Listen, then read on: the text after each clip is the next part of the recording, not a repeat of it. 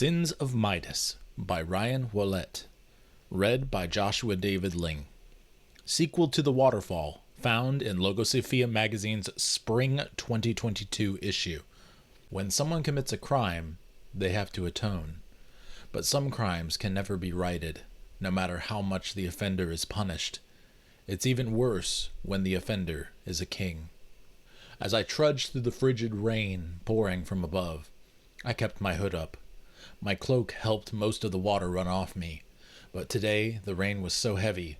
Today some still soaked through. I stopped at the wooden sign hanging over the dilapidated storefront. Percy's Shoes and Boots. Most people weren't out in the rain, so this was the ideal time to approach him. Being cold and wet on the way to confront my worst crime was what I deserved anyway. I took a deep breath and stepped through the door. The bell's shrill ring heralded my arrival.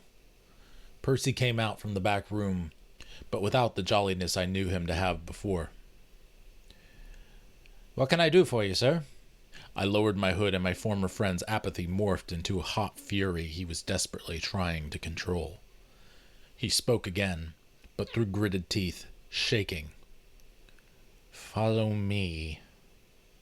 I followed him out the back door that opened into the alley darkened by the storm. The breath flew from my lungs before I even gained my bearings.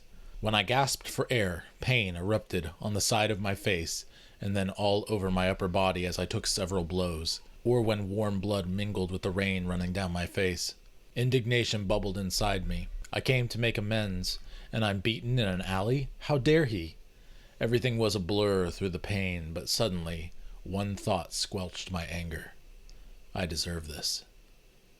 Through the haze, I half noticed hands gripping me by my tunic and lifting me to my feet. "Give me one reason not to beat you to death, Midas. For what you did to Lydia. Just one." He paused a moment, breathing heavily. "But I'm really hoping you don't. I just wish I could turn you to gold, see how you like it." Trying to form words through all the pain was the easy part. "I don't have a reason. You could kill me right here, and you'd have every right to do so. The citizens of this kingdom wouldn't bat an eye. Some would applaud you even. But what if you let me live?" "You don't deserve it." "I don't. I've ruined lives and took the life of your Lydia and so many others. I wish I could reverse all of it. I deserve the worst punishment imaginable, but that punishment isn't death.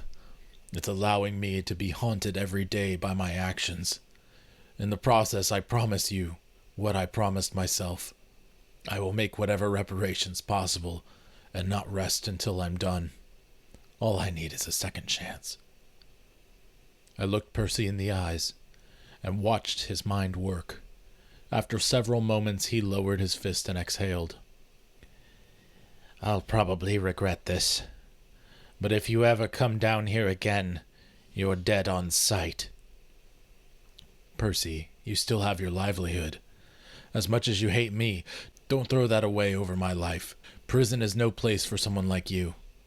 Also, I untied a pouch from my waist and tossed it at him. "That should be more than enough to make repairs around your shop. Make sure you still have all your supplies maintained and then some." "I don't want your money." "It's not a gift. Consider it penance."